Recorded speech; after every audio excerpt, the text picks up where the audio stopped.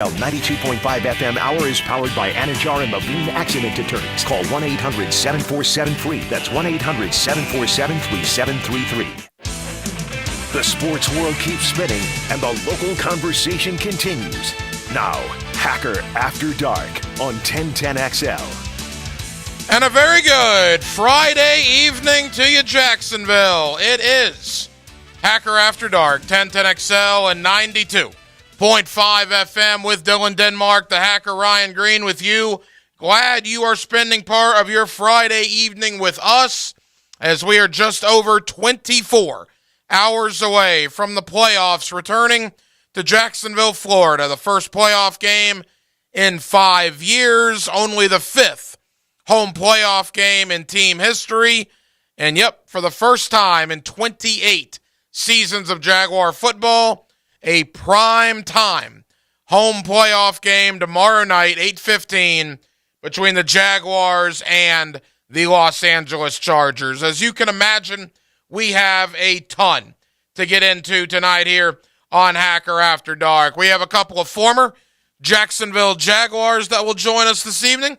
You hear him every day on XL Primetime. You also hear him weekly here on Hacker After Dark. My buddy Leon Searcy, he of the hype video last week prior to the Titans matchup.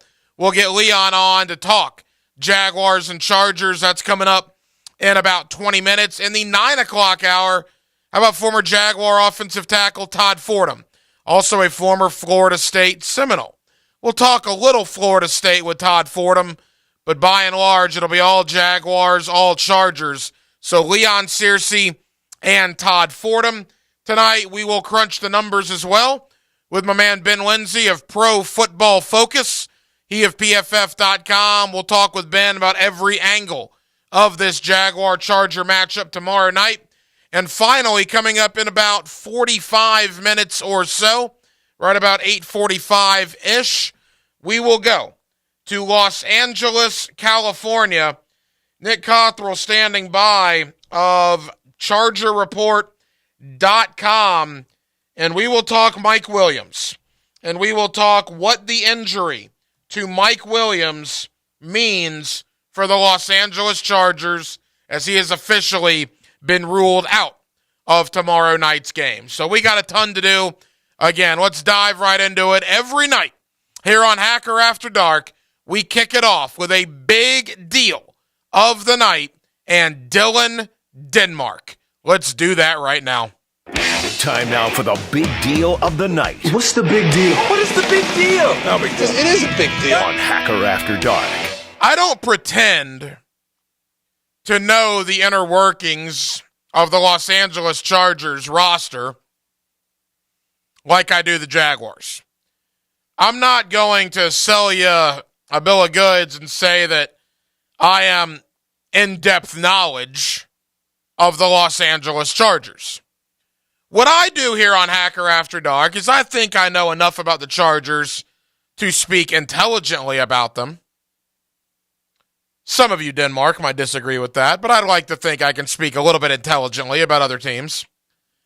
But what I do is I go to Los Angeles, and I bring you points of view from the guys, and gals for that matter, that cover these teams on a daily basis. You've already heard from Sean Merriman this week, a former All-Pro for the Los Angeles Chargers. You heard from Daniel Popper of The Athletic, who covers the Los Angeles Chargers. And like I said tonight, Nick Cothrell, ChargersReport.com, which is part of Sports Illustrated.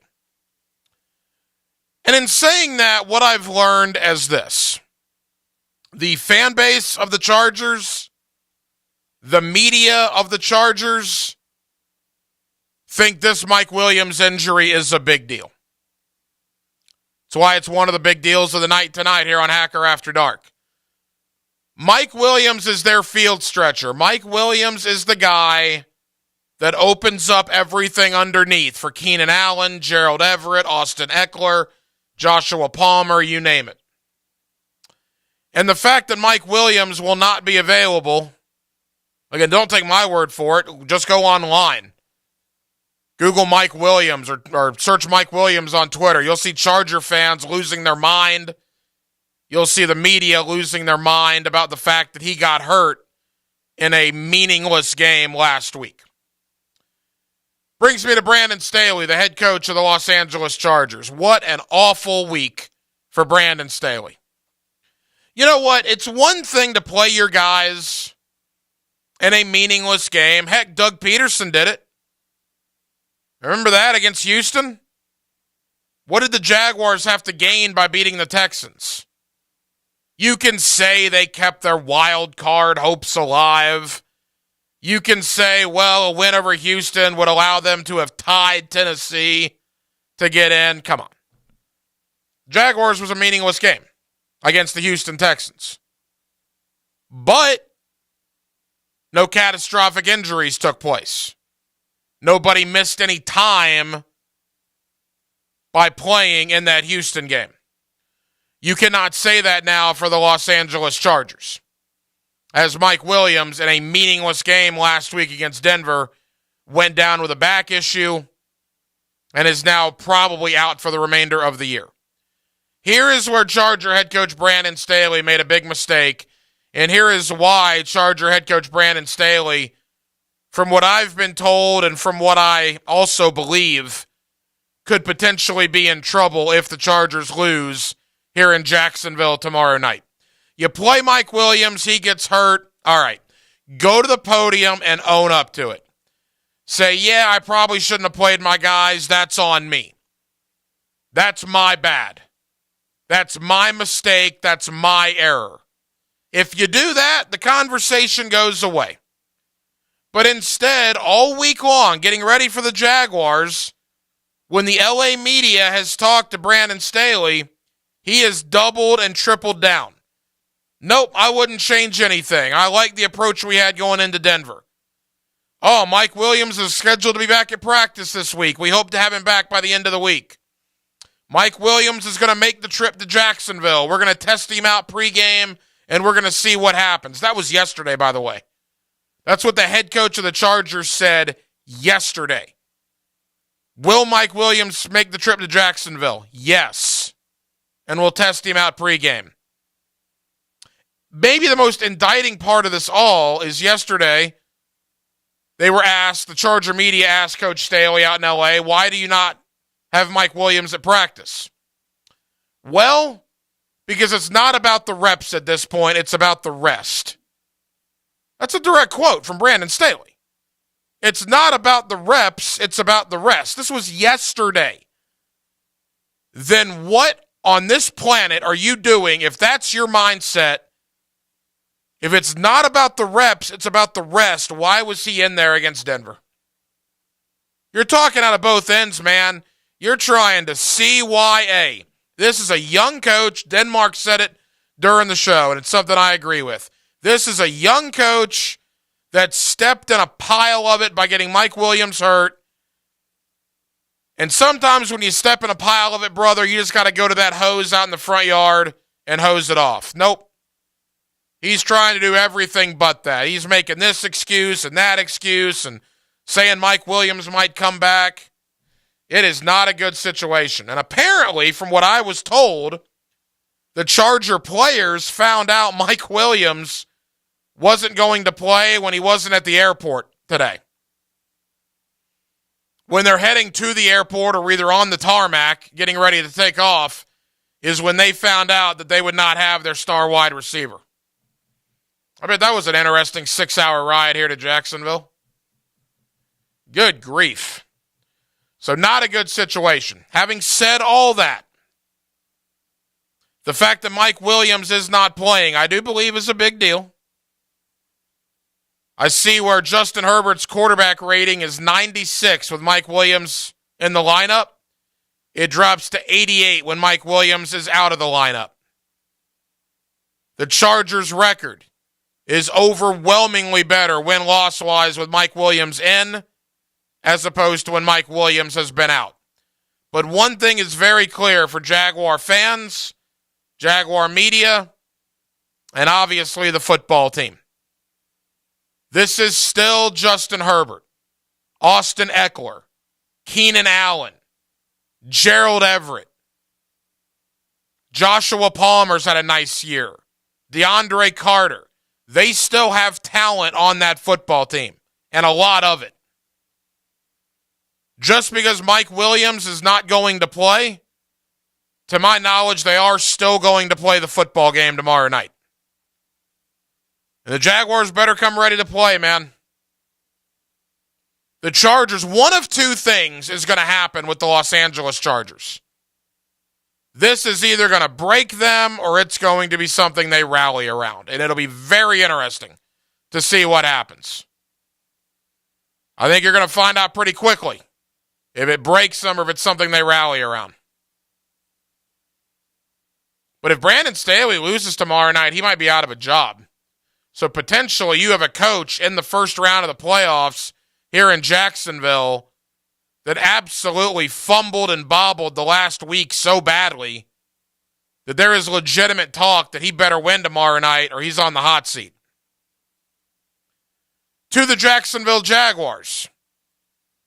One of two things is going to happen tomorrow. I'm sure you like that analysis. That's breaking it down for you. They're either going to win and their season's going to continue, or they're going to lose. Let's look at both angles. Let's say worst case scenario. Let's say they lose. Let's say they lose tomorrow night. That would suck. Not going to sugarcoat it. That would suck. That would sting. That would be getting kicked in the solar plexus, as Gordon Soley used to say back in the day on Florida Championship Wrestling. But once the pain goes away, a week, 2 weeks down the road, you look back on 2022, 2023 as the start of what I think is going to be dominance in the AFC South. You look back on the win over Baltimore, the win over Dallas, sweeping Tennessee, winning in prime time in the Big Apple. And it will be a lot of really, really good memories. I don't think a loss tomorrow night will overshadow everything happening this season that was good. It'll hurt. Not saying it won't hurt. But as we've talked about, this season has already been an overwhelming success. What if they win tomorrow night? Well, then that's a different animal. If they win tomorrow night, and again, they are a home win away against a team that just lost one of their 5 best players. A home win away against a team that will not have one of their 5 best players due to injury. And if they win tomorrow night, all of a sudden, the Jacksonville Jaguars, who won 4 games in the last 2 years combined, will be 2 wins away from the Super Bowl. That's astounding. They were 3-7 not that long ago. You win a home game tomorrow night, and 3-7 becomes 2 wins away from the Super Bowl. What a scene it's going to be. You better dress warm. It's going to be chilly out there at TIAA Bank Field. Don't really think that's going to have an effect one way or another, positive or negative, between a team from Jacksonville and a team from Los Angeles. Neither team is really used to playing in the cold. But certainly it will be one of the colder games that we've probably had here in Jacksonville. But I still believe it'll be a great scene. I cannot wait for it. Back-to-back primetime games. Of course, you'll have Al Michaels and Tony Dungy on the television side. We'll have it for you right here on the radio side. Frank Frangie, Tony Baselli, Jeff Lageman, Bucky Brooks on the sideline. Our pregame coverage will begin tomorrow afternoon, roughly about 3 o'clock. And we will, yes we will, Dave Campo, Leon Searcy, and yours truly, we will have a 5th quarter. 2 hours after the Jaguars and the Chargers go final, probably around 1 a.m. or so Sunday morning. Yeah, I'm pumped. Yeah. If we win, Trevor, it'll be an amazing show. If we lose and I got to come in here from 1 a.m. to 3 a.m., That will not be amazing, but I will be here anyway because I am a company guy and I'm fired up, win or lose. I will be here for the people of Jacksonville to either celebrate with you or mourn with you. Jaguars and the Chargers tomorrow night. No Mike Williams. The Jaguars will have all of their guys, you would think. Agnew was questionable. Sheriff was questionable. Trevor's questionable, but Trevor's been questionable the last 6 weeks. I think all those guys are going to play. Again, we'll go to Los Angeles coming up in about a half an hour. Nick Cothrell, Charger Report. What does the loss of Mike Williams mean for the Los Angeles Chargers? Excuse me. Coming up next, Leon Searcy. You hear him every day on XL Primetime. You get him weekly here on Hacker After Dark. It's a Friday night in the city of Jacksonville. We're glad you're with us. Leon Searcy next. 1010XL, 92.5 FM. It's the day we unpack the weekend and let it soak in. They came together as a team. Post-game Monday. There's no I in team. Brought to you by Daddy Foods, makers of quality fresh sandwiches and home of the good stuff on 1010XL. Every day, we look for ways to improve our processes in order to deliver to you, our precious customer, the very best sales and service experience in the world. From our super facility to our amazing staff, everything we do is for you. So with hopes of improving your experience even more, we're announcing we'll be closing the store on Sundays, beginning the first of the year. We believe that well-rested team members will provide you with the world-class experience you deserve. Beaver Toyota and Beaver Chevrolet, we're going to wow you, just not on Sunday.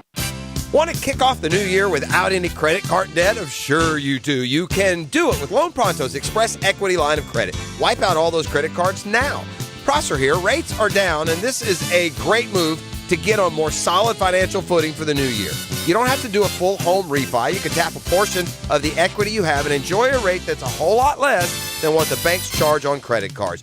With Loan Pronto's Express Equity Credit Line, you can close in 7 to 10 days. You can access up to 95% of your home's equity. Use that money. Pay off high-interest loans of any kind, credit cards, personal loans, car loans, whatever.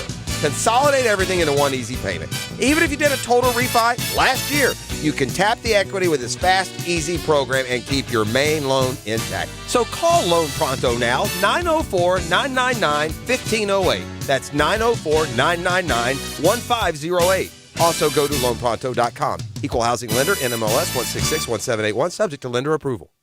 Hey, hon, the sink isn't draining well. Kind of makes it sound like this.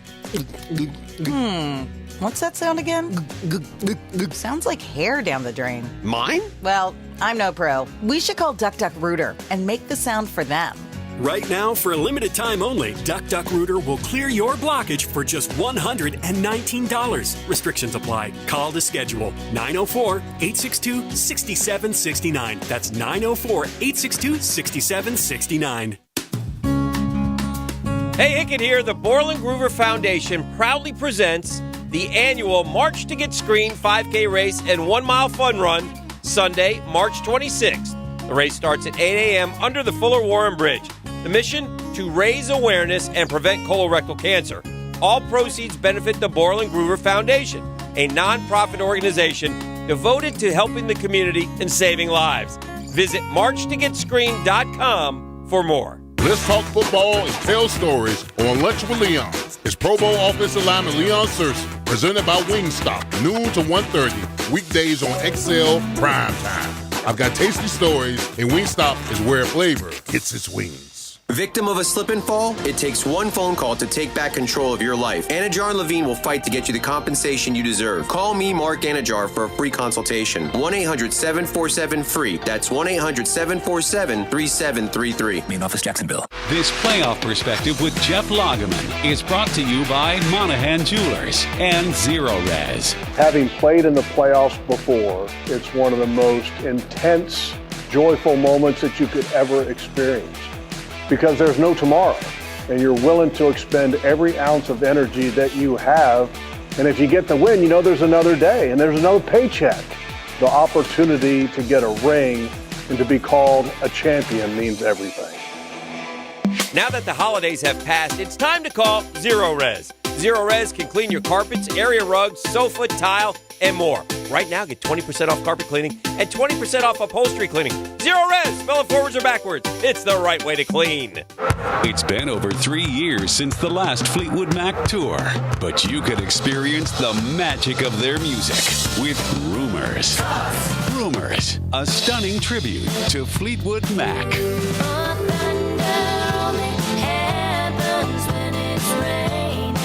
Thursday, January 19th at Thrasher Horn Center in Orange Park. Rumors. Get your tickets at thcenter.org. To be our best selves, we need to take care of our whole self. That includes your spirit, mind, and your body. At the First Coast YMCA, our members find balance in spirit, mind, and body with unlimited group exercise classes, adult sports leagues, health coaching, and programs designed for chronic disease prevention. And if you join the Y now, you'll pay nothing until February. Discover all the benefits of a Y membership and find your Y at fcymca.org. Into the Night with Rick Ballou will be live each and every Thursday from Mr. Chubby's Wings. Come join us from 6 to 8 on Thursdays for 2-for-1 pints and pitchers, $3 wines and wells, Mr. Chubby's Wings in Ponte Vedra. Keep your ball out of the rough with the Edwin Watts Golf Hour.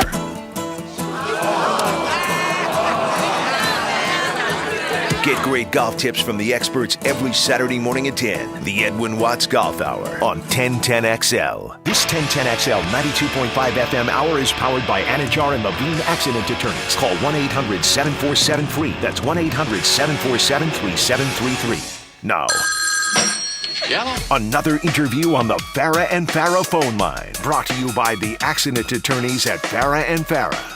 Back here on 1010XL and 92.5 FM in the city of Jacksonville, the Jaguars and the Chargers, Saturday night, 8:15. Of course, you'll get the game right here on 1010XL. Let's talk to a man that's played many playoff games in his career, including many playoff games in a Jaguar uniform. You hear him every day on XL Primetime. You also get him weekly here on Hacker After Dark. That's my buddy, Leon Searcy. Leon, how we doing, man?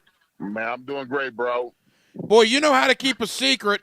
I thought you and I had a pretty good relationship, and I wake up Saturday morning, and the official Jaguar Twitter handle tweets out one of the better hype videos I've ever seen, and who is the star of that video? None other than big Leon Searcy. Man, what a video. What was the responses you were getting towards that thing? Well, I mean, first and foremost, I want to thank the Jaguars for giving the opportunity. They they wanted someone to do the video. They had venom and malice for the Tennessee Titans, and no one fits that category more than I am for what they did to us in 2000, the AFC Championship game. So, man, I had great fun doing it. It was a big game. It was an all-in game for the Jaguars, and I just felt, I was glad to be a part of the fact that everybody enjoyed the video, nothing but positive responses from it, and that the fact that the Jaguars got the victory and won the AFC South Division off of it. It was a great video, and congratulations to you and all the video staff, the digital staff over there with the Jaguars for putting that together. It was awesome. All right, you've been in that stadium as a player when there were some incredible scenes. Monday Night Football against Miami, the playoff games against Miami and Tennessee. Leon, that game, that stadium, this city last Saturday night, that reminded me of the late 90s. And you know what, Hack? I was at the game, and it reminded me of, of two games actually that I played in. It reminded me of that Monday Night Football game against the Steelers, with the blocked field goal return for a touchdown, where the whole crowd erupted. And it reminded me of the Miami Dolphin game, playoff game, when we won 62-7. I mean, the fans were into it. It was a big win. And I think the way we get style points for the way we won the game, with Rashad Jenkins with the strip fumble, with the strip fumble for 6, that was just classic. If you could have heard how that stadium roared when Josh Allen picked up that ball and returned it for a touchdown. It was just freaking crazy. Former Jaguar Pro Bowl offensive tackle Leon Searcy. Leon, look, there are a lot of positives, and we're going to get to the positives. Certainly going to look ahead at the Chargers. The Jaguars won last Saturday despite the offense. The offense was not good in the second half, and quite frankly, the offense was pretty bad in the fourth quarter. Do you chalk that up to a great Titan defense? Do you chalk that up to issues on the Jaguar offense? What were your thoughts on that? Well, listen, I chalk it up that the Tennessee Titans are a prideful team. You got to remember, this team was they won the division last year. They were the number one seed last year. And here it is, this upstart Jaguar team that wants to come and take their crown. I mean, I even tweeted it because I was getting frustrated at the fact that this team seemed kind of pedestrian, especially on the offensive side of the ball. The defense kept us in the game again. So the Titans defense went all in. We had to scrape, bite, chew, fight our way to get first downs. I mean, they've got a solid front four. They've got a solid front four that can get after it pretty good to stop you on the run and get after the passer. So, I mean, we had to earn our stripes that last Saturday night. So, no, it was a game that we had to earn. We earned the right to win that game because of the way we performed defensively. But the offense is going to have to do a more stellar job if we're going to move forward in the playoffs. Leon, another game has come and gone, and another time the Jaguars were trailing and came from behind. You go back to the Baltimore game, the first Tennessee game, the Dallas game, now the second Tennessee game. I mean, trailing by 2 possessions or more even at times in all these games. And, Leon, they're finding ways to win. They're either outscoring the opponent or the defense is coming up with big plays. And we go back to that word belief that you and I have talked so much about. This team, when they fall behind, there is absolutely no panic whatsoever. No, it isn't. And that lets you know that this team is maturing and growing up right before our eyes. That was my concern when they had the 5-game losing streak.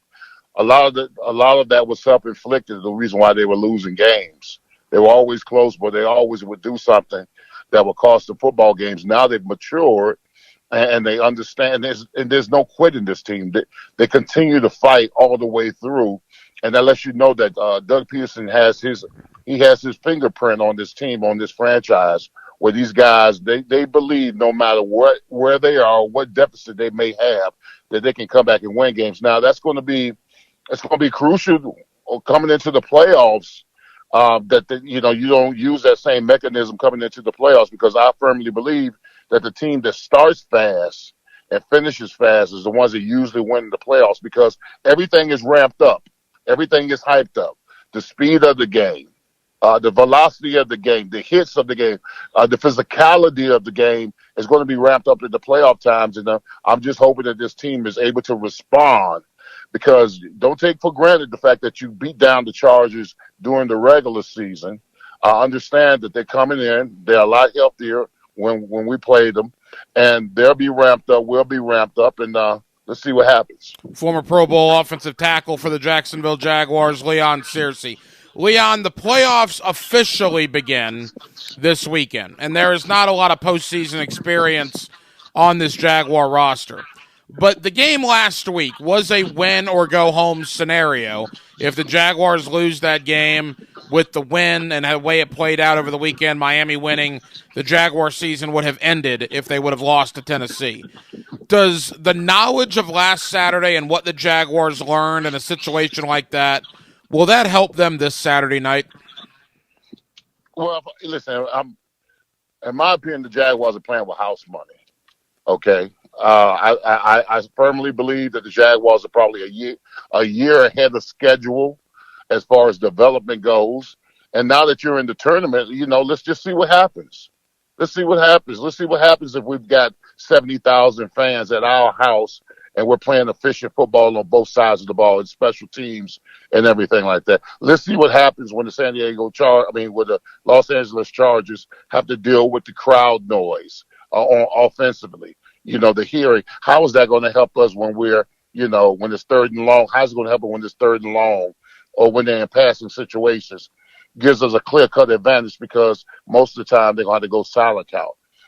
Let's see what happens if we get up 14-0. I mean, all these different variables are in our favor. Not because we beaten them before, but because we're home. And the one thing you know about the NFL is you protect your house. You have got a clear advantage at your house. Everything's convenient for you. You got your fans. You're feeding off their energy. And no one's expecting you to do anything, so you might as well go out there and prove them wrong. You use the term house money, and that's been a big topic on my show all week. Are the Jaguars playing with house money? Is the hot fudge already on top of the ice cream, and everything else now is the cherry and the whipped cream on top, just all the accoutrement, if you will. And look, you're the perfect guy to ask. In 1996, you guys were 4-7. You get into the playoffs on the final Sunday of the regular season because a Hall of Fame kicker in Morton Anderson misses a 31-yard field goal from the left hash. When you guys went to Buffalo wild card weekend, was the thought even in your mind that you were playing with house money at that point? Well, I'll give you this story. This story, I always tell people this scenario, this story, what happened, because we were playing in Buffalo. Buffalo was 10-0 in the playoffs at home. It had to be beaten in the playoffs at home in 4 or 5 years. And I remember the offensive line, we were hungry, and we went out to find us some chicken wings because Buffalo's known for their chicken wings, all right? Yeah. So the whole offensive line goes out there, and we're going to this wing place, and we're trying to assemble how we're going to block this guy, this formation, this scheme, and we're not enjoying our food, by the way. So because we're all into how we're going to block this defense. And I remember Dave Waddell said, man, the hell with all that. Man, let's just go out there and punch him in the mouth. And let's see what happens. And it just changed our whole narrative about the game. It was just we was going to make this game as physical as possible. We were going to play tenacious. We were going to be the more physical team. We were going to be the more disciplined team. And let's just see what happens. And that carried weight with us moving forward. We just said, let's go out there and just punch them in the mouth. No one's expecting us to win. They've got us a double digits underdogs. The whole Buffalo fans base will be against us. The Bills Mafia will be against us. They had a couple of guys on the Buffalo Bills team that said stuff about, hey, we don't even know any of the guys on the Jaguar team. Who is this Jaguar team that's coming here to be? So listen, if you're the Jacksonville Jaguars, I'm saying that you're playing with house money. No one's expecting you to make hay or to have any kind of effect on the playoffs. Let's see what happens if you do. Former Jaguar Pro Bowl offensive tackle Leon Searcy. Leon, as we begin to wrap up, Khalil Mack, Joey Bosa. They were not a factor in Week 3. Mack played the whole game, did very little. Bosa left after, I believe, the second series of the game with an injury. Both guys appear to be healthy coming in. How much of a challenge will that be for Walker Little, Jawan Taylor, and the rest of that offensive line? I think they're going to neutralize both of them. I do. I think they're going to have the clear-cut advantage, all right, because they're not going to have to deal with crowd noise. Yeah. Well, it's going to be pivotal that they do neutralize them. But I've watched them play as of late, and both bookend tackles have been playing pretty solid. And if you're Jawan Taylor, you want Bosa to play because it's going to help you get paid. You go out there and you block them and you give them a goose egg and you neutralize them in the passing game. It's going to help your stock with this team, with another team, as you being a viable right tackle, a solid foundation at right tackle, a reliable right tackle. I mean, so he's got a lot to play for. Walker Little, I mean, you got Khalil Mack is a wily vet. Let's see if you got the stuff. Put on your big boy pants. Let's see if you're worth the second pick. He was a second round pick. Let's see if you're worth the stock that we invested in you. So I believe that they will. I think it's going to be essential. It's going to be essential for them to play well if we're going to have any opportunity to beat the Los Angeles Chargers. All right, Leon, leave us with this. Before we get your prediction, you played in 3 conference championship games. You played in a Super Bowl. What would your message be to this Jaguar team going into Saturday night? Don't change anything you've been doing. All right? Don't change anything you've been doing. You've got to create some wrinkles offensively because you struggled in the last couple of weeks, putting points on the board. But you played this team before. You had success. Trevor's had success with this team. He's thrown 3 touchdowns against this team. We rushed for over 150 yards against this team. All right? We got after Justin Herbert. We sacked him. He committed a turnover against us. So you've had success against this team. There's no reason why that if you continue to play the way you've been playing, that you shouldn't beat this team. Leon, who wins the game Saturday night? I believe the game is going to be a close game. I think it's going to be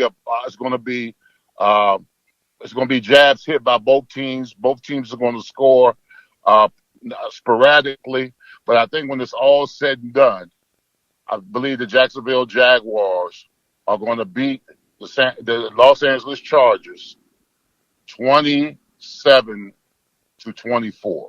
Wow, you think the city's on cloud 9 right now? If they get the win on Saturday night and advance to the divisional round, good grief. Leon Searcy, you get him every day on XL Primetime. You get him weekly here on Hacker After Dark, and you'll get him this weekend on a special edition of the 5th Quarter with Dave Campo and myself, 2 hours after the Jaguars and the Chargers go final. Leon, I will talk to you very early Sunday morning, and let's hope we're talking about a Jaguar playoff victory. Thank you, my friend. You got it. Let's do it. Always enjoy Leon Searcy joining us here on Hacker After Dark. And, yeah, look, I don't disagree with Leon. I've been going back and forth on this game all week. Back and forth. I'll be honest. I was leaning Chargers for a long time. And I still am probably 6 in one hand, half a dozen in the other. It is a true toss-up to me. I do think the Mike Williams injury matters. And I brought up the reasons why. Because any person that covers the Chargers in the LA media and Charger fans on social media are up in arms about Mike Williams not being out there.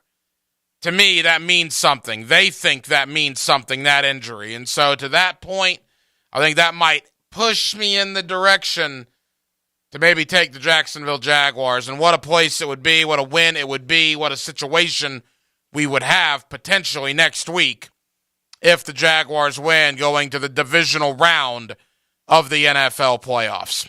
Let's go talk about Mike Williams. Let's talk about Justin Herbert and this Charger team and what exactly Mike Williams missing tomorrow night will mean for the Los Angeles Chargers. Nick Cothrell covers the Chargers out in L.A. for Charger Report, which is under the Sports Illustrated umbrella.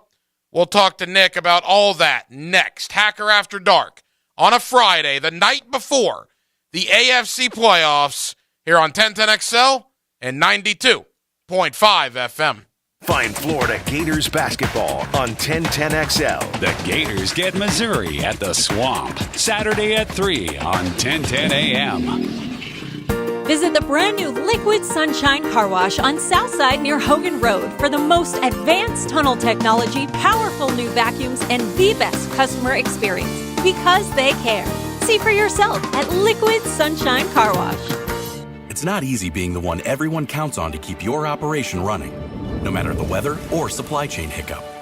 But we get you, Raymond in Buffalo, Maria in Miami, and Jules in Troy, taking control of everything that's under your control.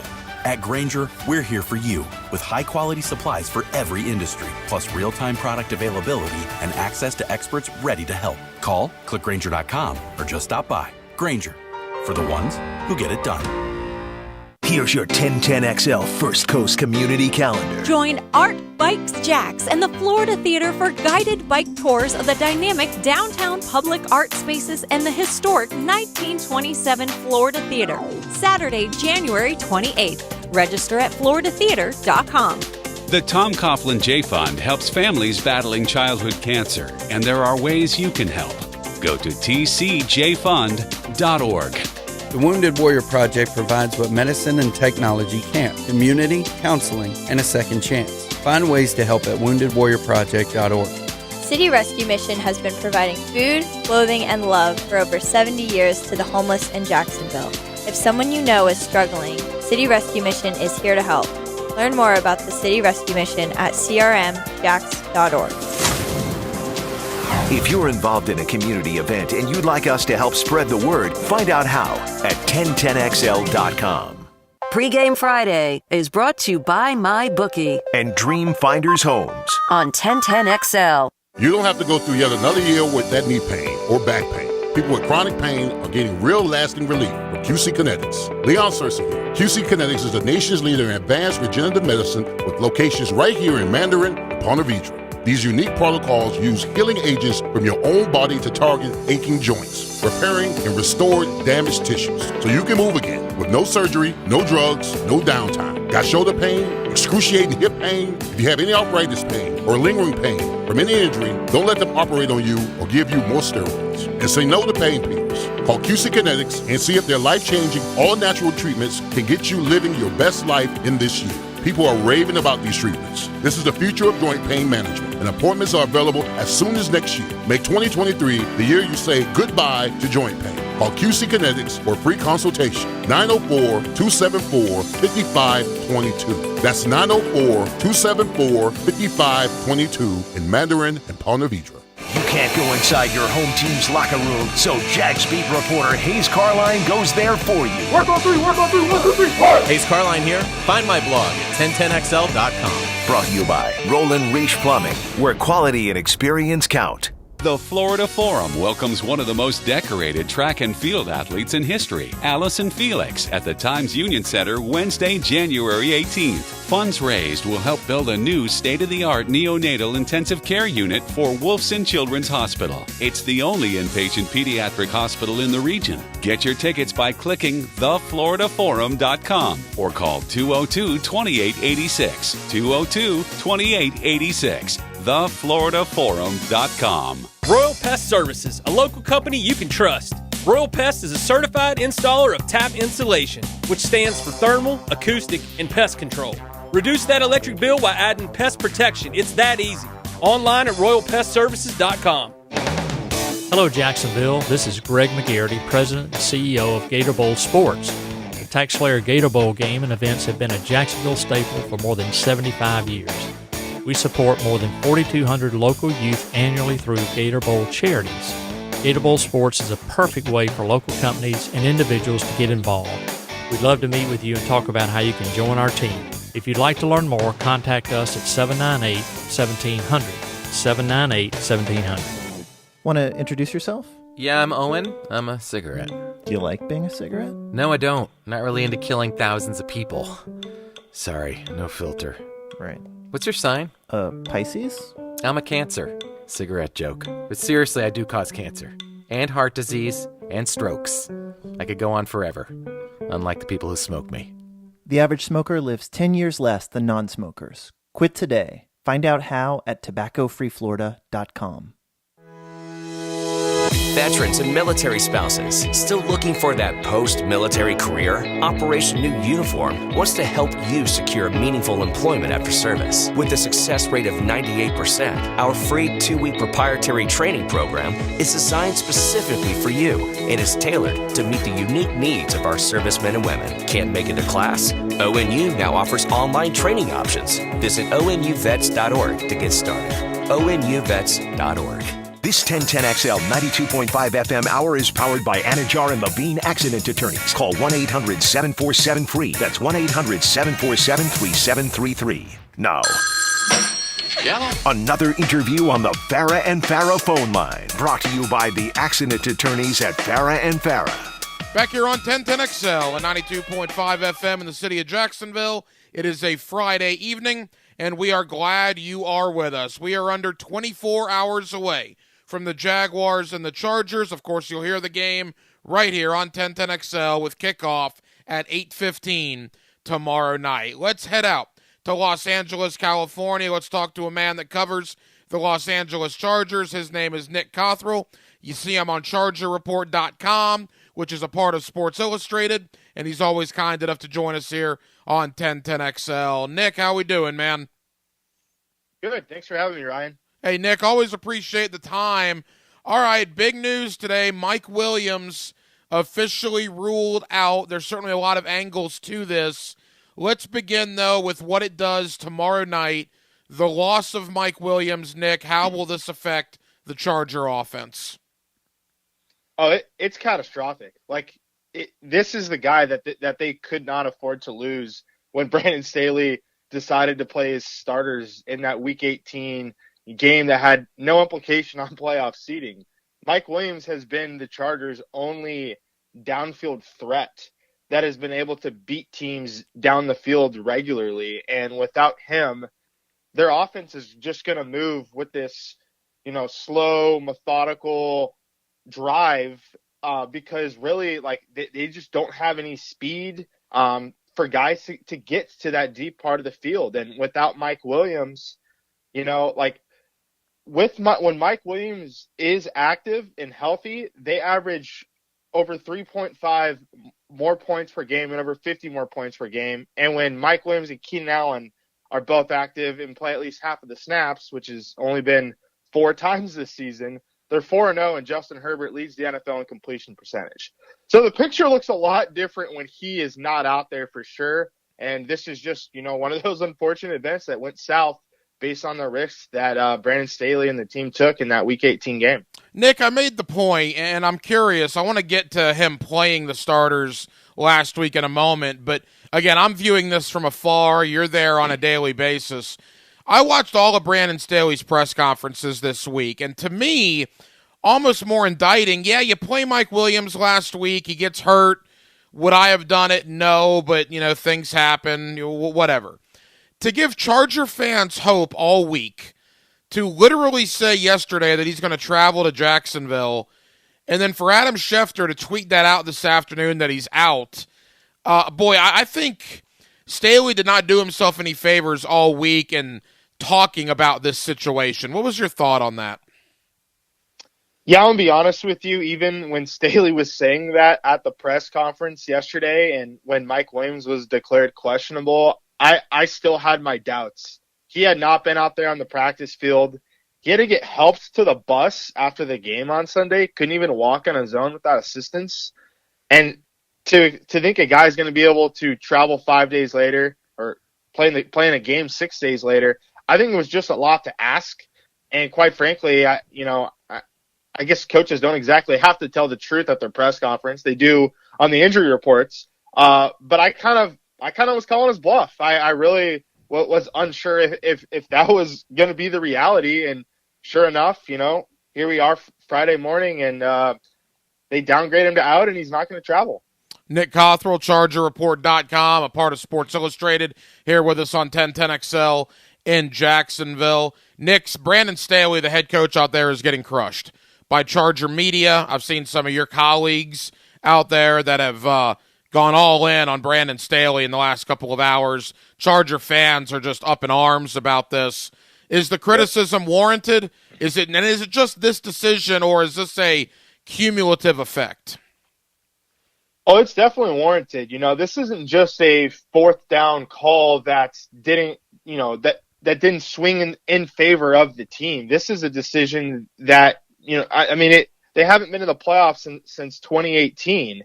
And this is a decision that not only impacts this game, but even if the Chargers do beat the Jaguars, it impacts the road ahead because Mike Williams could be out weeks, even if they do advance. So it's even more than just a singular game picture.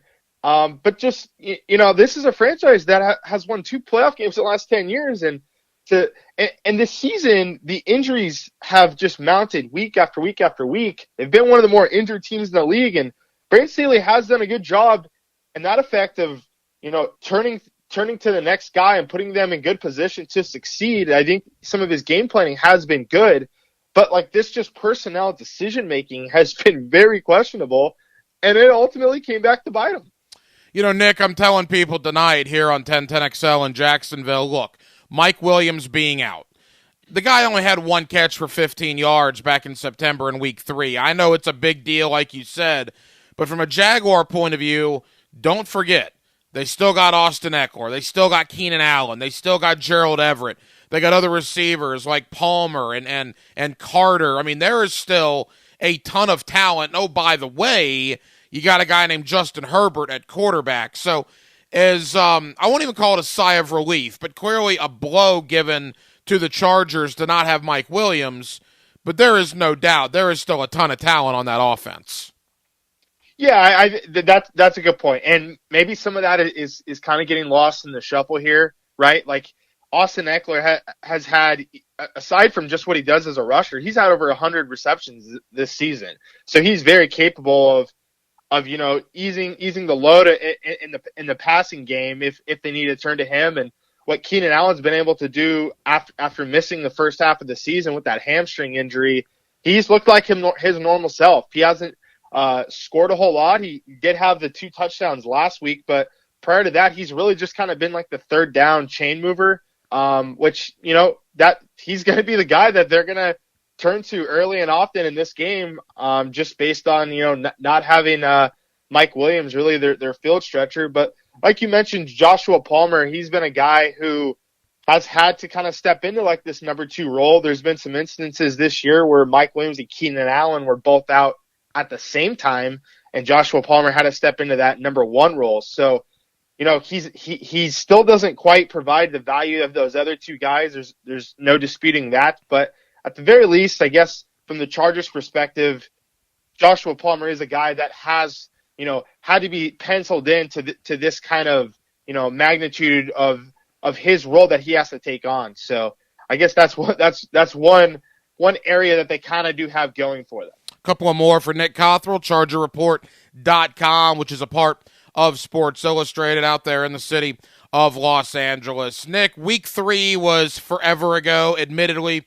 Although going back and watching that game and watching specifically the Jaguar offense against the Charger defense, and look, I understand Bosa only played 13 plays, and you could argue he's the best player on the Charger defense, but the one thing that I noticed, and again, I don't know how much you can take away from this, but that was Asante Samuel. That was Khalil Mack, Derwin James, Kenneth Murray. I mean, Kyle Van Noy. Those were the Charger defensive guys in week 3 that had issues against the run, and when they brought 7 or 8 guys in the box, that allowed Trevor to go downfield more. I mean, how much of a concern and how much have they solidified that run defense going into tomorrow night?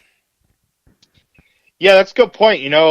Joey Bosa was the only guy on defense that they lost in that game. They still had their other guys. The stopping the run has really been up and down for this team all season. It's really crazy because like the first 3 quarters of the year, they were just getting, demolished. They were bottom 5 again in stopping the run. And then as they began to get healthier, guys had more time in Brandon Staley's scheme. They overhauled half the defensive unit, half the stars on defense were brought in last offseason. So I think more familiarity really helped. But from weeks 14 to 17, they all of a sudden became one of the better teams in stopping the run. Last week against the Broncos, they kind of came back to reality a little bit and regressed. So it's really hard to pinpoint just what kind of run defense we're gonna see this week. But that has been an area that has plagued them, and particularly, they're susceptible to some of these chunk plays. Like it felt like early on in the year, there was always 1 or 2 runs that a team would just rip off for like 50, 60 yards. And, that would skew the stat line. But at the same time, like you're still allowing it. And, some of those are going for touchdowns. So it'll be interesting to see just kind of what version of this Chargers defense are they going to, come out more fired up, based on, losing their guy, Mike Williams, or just, how are they going to kind of respond to that? Nick, and as we begin to wrap up, there's no doubt Trevor Lawrence has been very good, although when you put pressure on him, his numbers statistically go down in a big way. I mean, would you imagine the idea for the Charger defense tomorrow night is if they're not getting home with 4 to change the game plan and blitz pretty quickly there? Yeah, I do. I also think that you could see, I'm not sure if you caught the Chargers Dolphins game, the Herbert Tua Bowl, and the way that the defense kind of went about things in that game, where they were like just trying to jam the guys at the line of scrimmage, making Tua hold on to the ball. I think that's going to be something they try to do this game. I'm sure you're aware, Trevor Lawrence gets the ball out really fast, which really just limits these pass rushers, and that's what the Chargers defense does best, right? They got Khalil Mack, they got Joey Bosa, Kyle Van Noy's had a sack in 5 consecutive games, so they have guys to pressure the quarterback. They just got to make sure that Lawrence isn't getting the ball out. So I think you're going to see a lot of like press on the outside to try and make him hold on to the ball. But during the back half of the season, they did start blitzing more than they did early on, so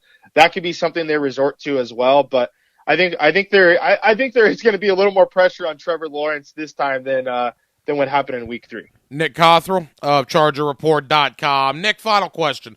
I've been going back and forth all week, man. I'm not one of these typical local media guys that's going to pick the Jaguars every week. Fans will tell you that I very rarely do that, and I've been wrong a lot the last 6 weeks. I can't believe the Jaguars went from 3-7 to now 9-8 and hosting their first primetime home playoff game in the 28-year franchise history. I mean, that's amazing. And yeah. I'm not sure if the Chargers are not going to win the game. I was leaning towards them till the Mike Williams news came out. Now I'm really struggling. What is the take out there from you, your colleagues? I see a lot of fans on Twitter now. Before Mike Williams, Charger fans did not think much of the Jaguars. In fact, I saw some fans, and that's why they're fans, right, rest Mike Williams and get him ready for Kansas City, which I can assure you has gotten word back here to Duval County. There's no question about that. But what is the vibe on the Jaguars out there on the West Coast coming into tomorrow night? I would say my sense from the Chargers fan base was they were pretty optimistic before the Mike Williams thing. Like I told you, even before this came out, I really did have my doubts that he was going to be able to play, and as well as some of the other local beat reporters. I would say the overall take is Mike Williams is the game changer, man. He what he's able to do for that offense and the value that he provides. Not having him out there, it can't be emphasized enough. Ultimately, I'm going with the Jaguars by a field goal. I think it's gonna kind of be somewhat of a more of a low scoring game. I see the Jags winning 23-20. And I think it just boils down to not having Mike Williams out there. I wouldn't be surprised if it went the other way. I think it's going to come down to the very end, but not having him out there, I think that just caps the offense just enough where the Jaguars are going to be able to come out on top. Does Brandon Staley lose his job if the Chargers lose tomorrow night? Yeah, I know there's a lot of talk about that, and it's tough, right? Because he did get the team to the playoffs, but is that enough when the franchise spent more money in free agency than they ever have under Tom Telesco's 10 years at the helm? And based on how they went into the playoffs and managing the personnel in that Week 18 game, that's a lot. But at the same time, clearly somebody, if they lose, someone's probably going to end up taking the fall. Is it going to be Brandon Staley? Is it going to be Tom Telesco? That'll be a wait and see. But, one thing that I do want to point out is Tom Telesco has been there for 10 years now, and they've never won the division. They have 2 playoff wins, and he's already hired 3 head coaches. So I don't think that's kind of getting a lot of people are going after Brandon. I think there is a chance that possibly Tom Telesco takes the fall. Is the organization going to let him hire a 4th head coach? Do they both go? I don't know. It feels kind of difficult to really have a strong pulse on this, especially this is an organization that gave Anthony Lynn 4 years. And, they're really not someone that pulls the plug on a coach, very quickly. And I guess you can say they have commitment to these guys, but what Brandon Staley did really just didn't make much sense. It's going to be tough to tell. I think we really need to see what exactly happens in this game before kind of having a definitive opinion on just which direction they're going to go. I know this. You got Justin Herbert, you got that offense, and you got a guy named Sean Payton that's available. Yep. That would be awfully interesting if that is the road that has ultimately gone down. Nick Cothrell, ChargerReport.com, out there in the city of Los Angeles. Nick, appreciate the time here on a Friday on short notice, brother. Thank you very much. Let's have a great game tomorrow night, and may the best team win. Yeah, enjoy the game, Ryan. Thanks for having me. There are good plays. A gain of 25. There are great plays. What a throw and catch! But there's only one performance-painting, high-performance play of the game. What a play! What a time for it! Performance painting. Prepare, protect, preserve. Hi there. I'm Mia. I'm Air. You're Air? Yeah.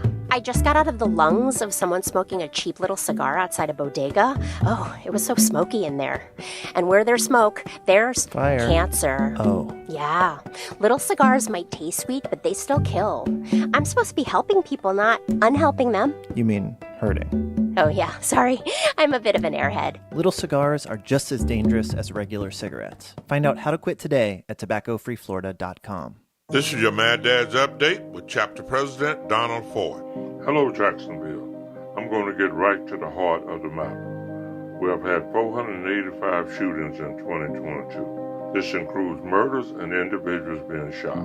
Jacksonville is well on its way to being the murder capital of Florida, per capita population again. The answer to the problem is simple. We as a community have got to come together and encourage one another to break the code of silence. Jacksonville cannot solve the problem, and they were not there when it happened. They desperately need our help. We have got to say enough is enough. I'm not going to take any more. Our family could be the next victim. Hit me on Facebook and tell me what you think. For information about Mad Dad, go to Mad Dad's Jacksonville Chapter Facebook or MadDad'sJacksonville.com.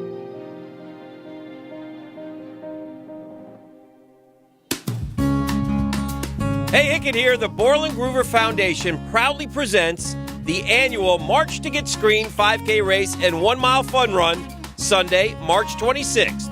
The race starts at 8 a.m. under the Fuller Warren Bridge. The mission? To raise awareness and prevent colorectal cancer. All proceeds benefit the Borland Groover Foundation, a nonprofit organization devoted to helping the community and saving lives. Visit marchtogetscreened.com for more. It's been over 3 years since the last Fleetwood Mac tour, but you can experience the magic of their music with Rumors. Rumors, a stunning tribute to Fleetwood Mac.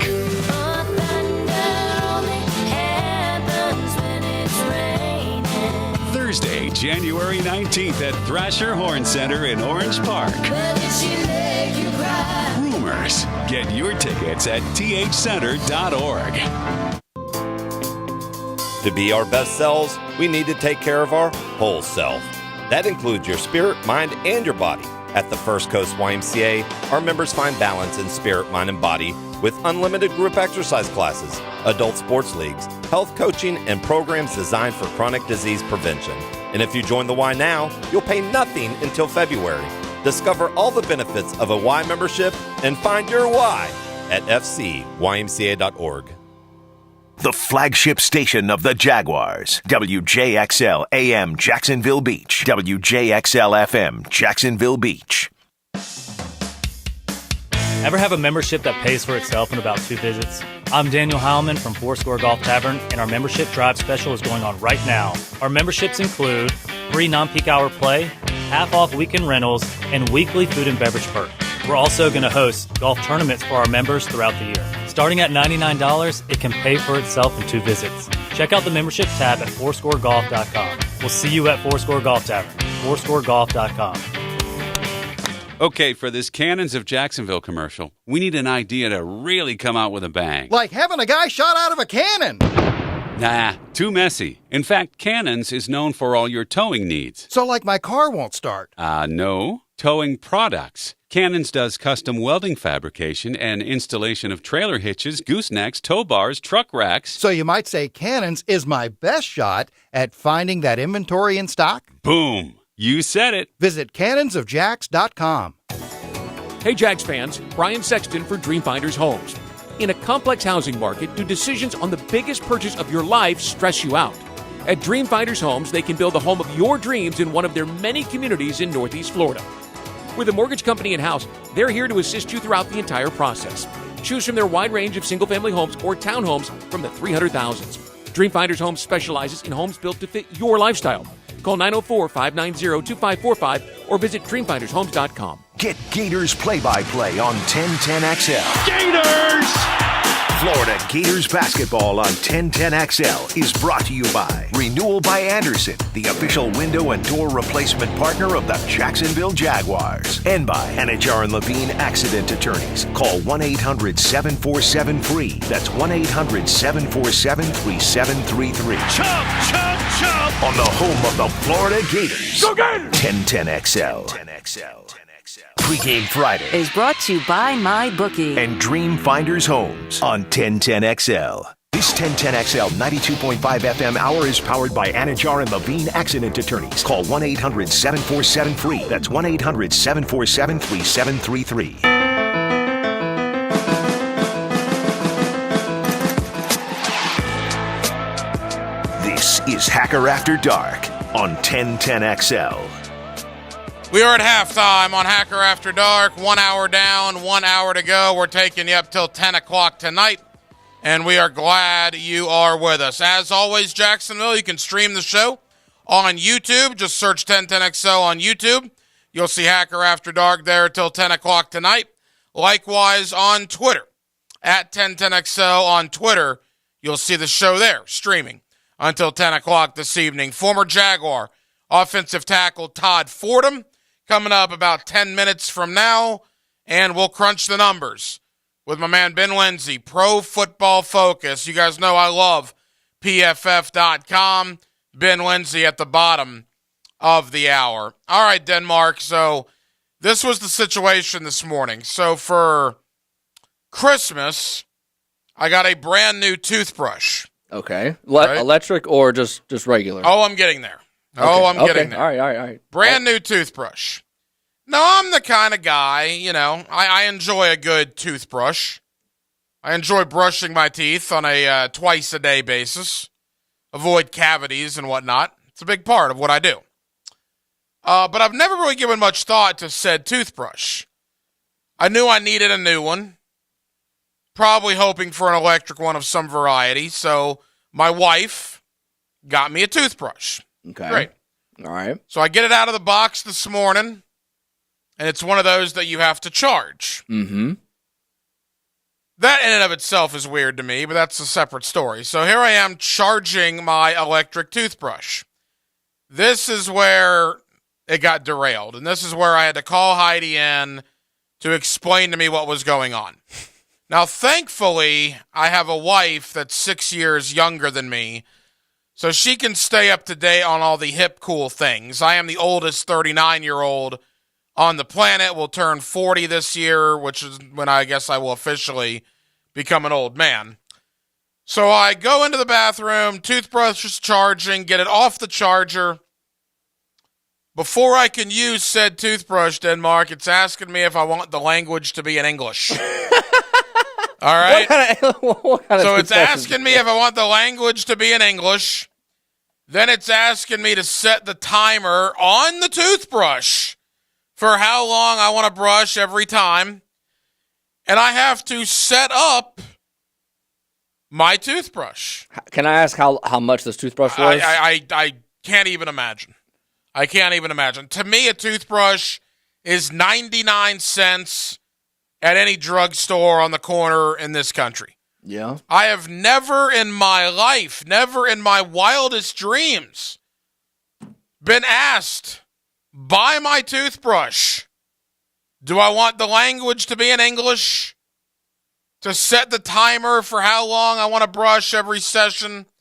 And what this toothbrush also does is it has a sad face until you reach the timer that you set for it, at which point it then becomes a happy face. So does the toothbrush also give you an alarm for when you should brush your teeth later in the day? Does not. I don't know. That's a good question. I mean, these are all questions that we need to know. It does. Now, again, I should not be surprised by this. We have salt and pepper shakers at our house that need to be charged. Wow. I have a trash can that you literally have to wave your hand over, and then the lid pops open. I'm a simple guy with simple taste. Doesn't sound like it. Does not sound like it. No, this is none of this is me, man. None of this is me.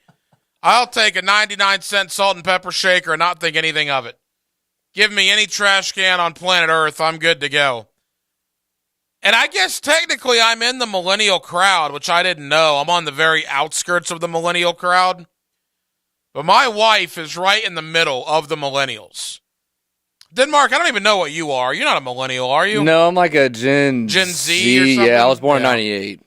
All right, well, Heidi was born 6 years after you, so I was 89. I don't want to, get in trouble here. Just know that she's 6 years younger than me. I told you my age earlier, so do a little math. You'll find out my wife's age. Yeah. But she's right in the middle, man. Right in the middle of the millennial. And when you buy a toothbrush that you need to program, that just caught me off guard a little bit. Caught me off guard. Didn't know if that was a common thing or not. However, the toothbrushing experience this morning was very pleasant. It really got in there. I really enjoyed it. The mouth felt clean afterwards, which is always a good thing. Former Jaguar offensive tackle Todd Fordham. Ben Lindsay, ProFootballFocus.com as we crunch the numbers. Jacksonville, we got a lot to do. Here in the 9 o'clock hour, we're with you till 10 o'clock. We're glad you're with us. Officially now inside of 24 hours before the Jaguars and the Chargers. Tomorrow night at 8:15, you'll hear the game right here on 1010XL. Former Jaguar, former Florida State Seminole, Todd Fordham, next on Hacker After Dark. To see the stadium packed tonight was awesome. One of the best game environments I've been in. Fires toward the corner of the end zone. Caught for the touchdown. Christian Kirk. Everyone believed in everyone. And that ball is picked off by Tyson Campbell running it back. We're in it together, and it's us. The defense won us the game tonight. The ball comes down and is picked up. The Jags are going to run it into the end zone. Your AFC South champs, baby. I couldn't be more proud of a group of men. I'm speechless. Next up, the LA Chargers. Always us on three. 1, 2, 3. Always us. The home of the Jaguars. 1010XL. Mia O'Brien here. It's that time of year again. You know, when we set all those New Year's resolution goals and then never quite follow through on them. Why not reward yourself with something that can provide instant gratification this new year? Call my friends at Duck Duck Rooter and have them come by and fix that clogged kitchen sink or bathroom drain you've been dealing with. Right now, they are running a special price to clear blockages. It's only $119. That's right, I said $119. Schedule your service today, 904-862-6769 or online at duckduckrooter.com. My partners had told me I should get my knee replaced. I was in my 40s, and I decided that I wouldn't do that. That's orthopedic surgeon Dr. John Herzog, who found regenerative medicine years ago and became a believer. It changed my life around. It improved me to a point where I was able to jog again. That's when Dr. Herzog switched his focus from surgery to helping his patients with natural biologics. I've treated at least 5,000 patients. I believe your body has everything it needs to heal itself. Today, you'll find Dr. Herzog at QC Kinetics, the nation's leader in this exciting field of medicine that can give lasting pain relief with no downtime, no drugs, and no surgery. I have patients coming up to me that I did 10 years ago saying, Doc, my elbow's still working great. I'm playing tennis 3 days a week. Call QC Kinetics now to explore alternative ways to deal with your pain. It's a free consultation. Call QC Kinetics, 904-274-5522. That's 904-274-5522. 904-274-5522. Wholesale prices, premium service. Tire Outlet. Hey folks, Mike Dempsey here. This January, when you buy a set of 4 Kumho tires, you'll get a free oil change and a holiday scratch-off with exclusive savings to use throughout 2023. Tire Outlet will install a new oil filter and refill up to 5 quarts of motor oil. Save now by shopping today at TireOutlet.com. Wholesale prices, premium service. Tire Outlet. Life is about choices and the decisions you make. I'm David Robbins with Epstein & Robbins. If you're convicted of a DUI, you'll have to face severe consequences. Walking through the doors of the courthouse or appearing at a bond hearing can be extremely intimidating. Without the right lawyer, you're likely to make the wrong decision. Let our team help you make the right decisions in court. Epstein & Robbins, the right choice. Epstein & Robbins, fighting for your rights since 1975. This date in sports history is brought to you by Southeast Orthopedic Specialists. On January 13th, 1999, Michael Jordan announces his second retirement just prior to the NBA lockout. He returns in 2001 with Washington. Let's fire up the flavor and ignite those appetites. Let's slow down and smell the barbecue. Because all your favorites are smoked for hours and ready for eating when you are. From our famous ribs to slow smoked pork. Enjoy some perfection by the plateful, safely in our dining room or in the comfort of your home. With curbside pickup, drive-through, and delivery. Sonny's Barbecue, local pitmasters since '68. Did you know every day over 3,000 kids come through Boys and Girls Club doors across our area? 94% graduate from high school. I'm Paul Price, Chairman of Boys and Girls Clubs of Northeast Florida. As we kick off the new year, we ask your help to create great futures for kids that need us most. Our clubs provide a safe place for our young people to belong, with quality programs and a positive environment. Visit Boys and Girls Club of Northeast Florida at bgcnf.org to learn how you can help create great futures. Jacksonville has some junk, and J-Dog is removing it. They're here to do the dirty work. You don't want to remove and dispose of large furniture or appliances yourself? Call J-Dog. Here now proudly serving you, removing junk from your home or business. They can even handle small demolition projects, and they're still donating local items to veterans in need. So let J-Dog do the dirty work for you. J-Dog Junk Removal. Veteran-owned and operated. JDog.com. How many MLB records does Pete Rose still hold? How long has it been since you compared homeowners' insurance rates? Log on to southernoak.com to get an instant quote or find an agent near you. Our family protecting yours. Southern Oak Insurance. Pete Rose holds the Major League Baseball records for most hits, most at-bats, most games played, and is tied for most seasons with 200 or more hits. Southern Oak Insurance. Our family protecting yours. If your roof was damaged during storm season, you may not even know it. Schedule a complimentary roof evaluation with Universal Roof and Contracting. You may qualify for 0 down, no payments, and no interest for 12 months on your roof repair project. Free warranty upgrade for first responders and veterans. Offer expires January 31st. Restrictions apply. Universal Roof and Contracting, proud partner of the Jacksonville Jaguars. License number CCC 1330747, CBC 1258484. UniversalRoof.com. This 1010XL 92.5 FM hour is powered by Anajar and Levine Accident Attorneys. Call 1-800-747-FREE. That's 1-800-747-3733. Now, another interview on the Farah and Farah phone line. Brought to you by the Accident Attorneys at Farah and Farah.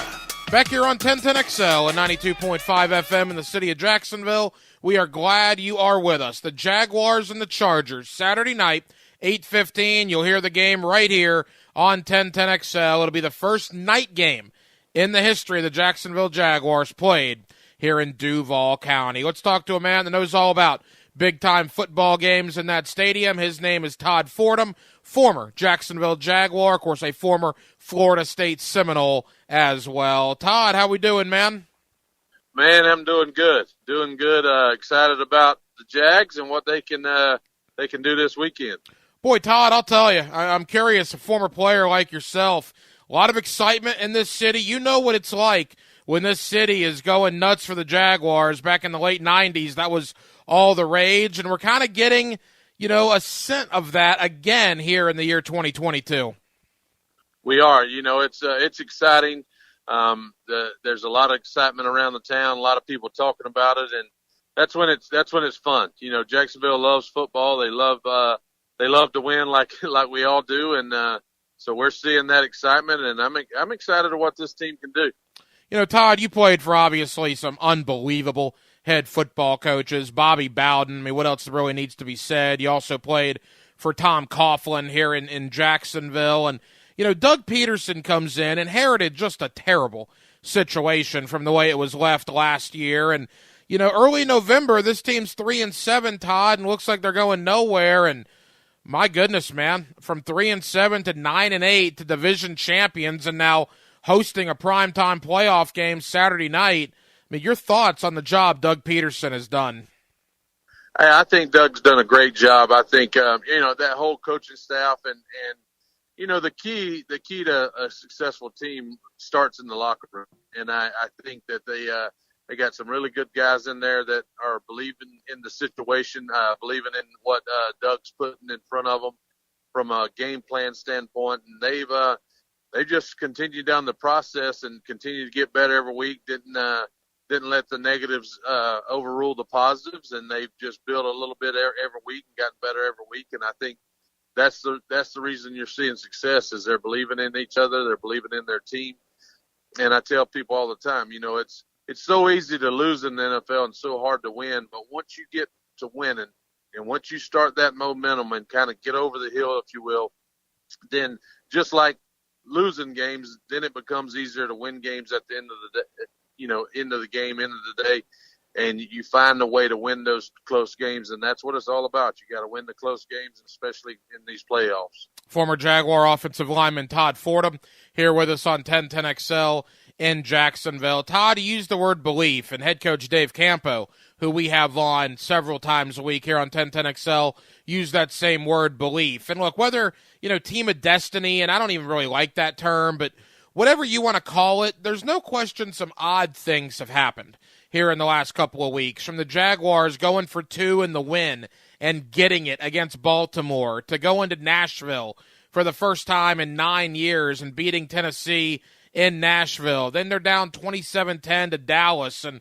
they come back and win that game on a pick 6 in overtime. And then last Saturday, losing with 3 minutes to go, the offense struggling, and lo and behold, the defense makes a play where Rayshon Jenkins strips the ball, Josh Allen scoops it and scores it to knock the Titans out and to win the division.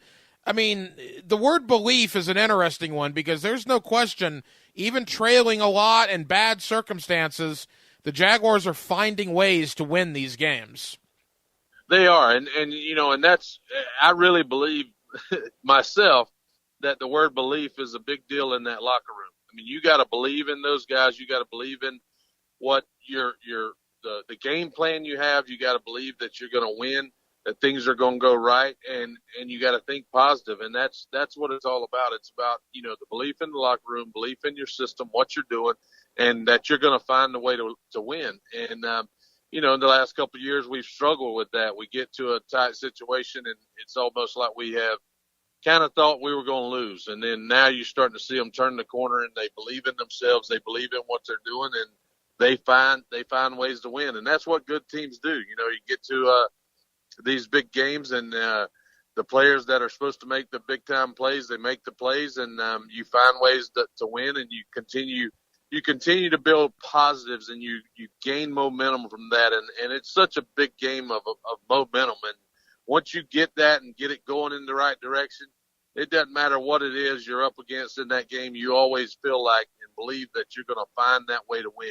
And that's what we're seeing now. You played with Mark Brunell when he was in his prime here in Jacksonville. Obviously, Trevor Lawrence now 23 years old, still young, but playing at a very high level. Todd, what is it like to have a quarterback like that in that locker room where you know that he could probably get you to the promised land if he plays the way he can?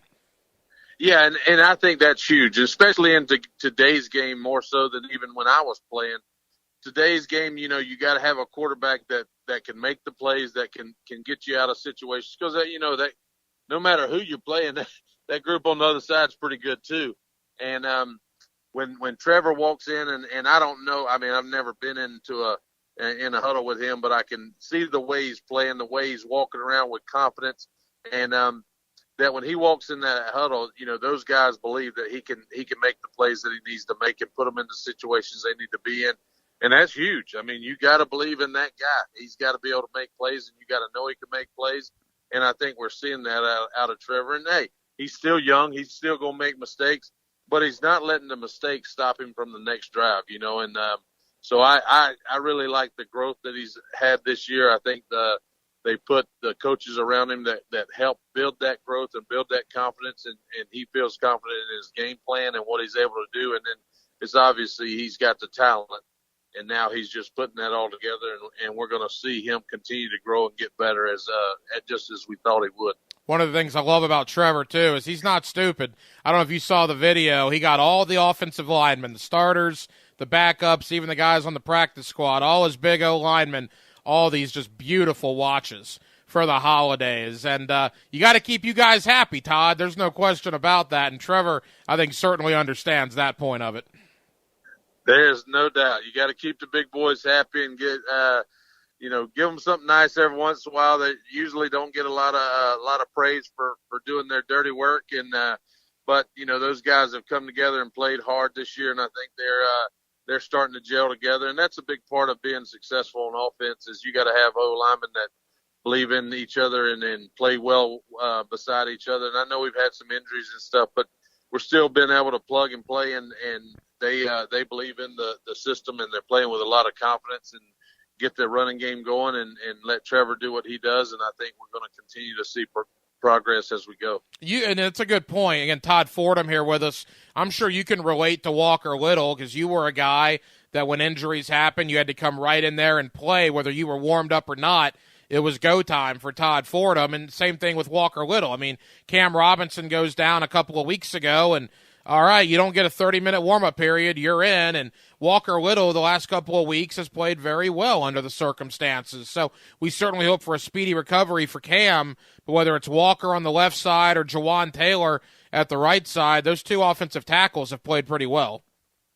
Yeah, and they got to. I mean, and I think they're doing good, and I think I give Walker a lot of credit, coming in and playing, when you come in the first time, you're cold and you got it doesn't matter. You still got to do your job, and you got to be, just plug that guy in, and he's got to be able to pick up and go. And then obviously we're going to see him continue to get better as he gets reps and is able to prepare, a full week, being ready for that guy and stuff. So I think we'll continue to see Walker get better, but that's the key. And I don't know all those guys personally, but I've kept up with them and read a lot about them and watch those guys. And I think the young center's playing well.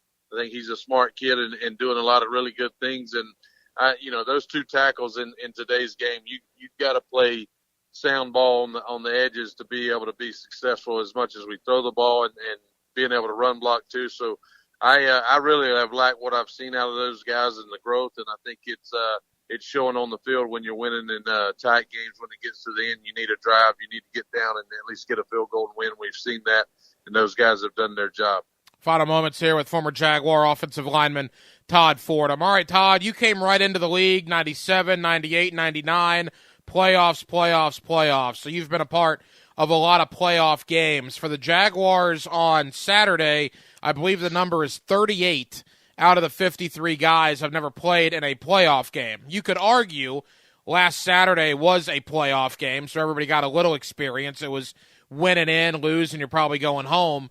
But officially, when the playoffs start on Saturday, not a lot of Jaguars have played in the postseason. What advice would you give to them? At the end of the day, it's still a football game, still played on the same field. Obviously, the stakes are a little bit higher. The crowd's going to be into it. It's a bigger game, so don't try to fool yourself. It's a bigger game. The stakes are larger.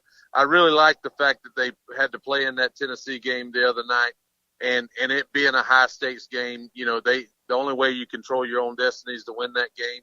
And I think that was a great start to the season or to the playoffs for them because I think they needed that. It's a young team. It's a team that needs to be playing in high stake games. If you look at even just being the high stakes games, as much as it is in the NFL every week, there's nothing like that playoff atmosphere, the stadium going crazy. You got to win that game. And I think that's going to really help them as they go into this next game because they've already been in that big game, if you will, where a lot of them hadn't been on that big stage. So I think that'll bode well for them as they move forward.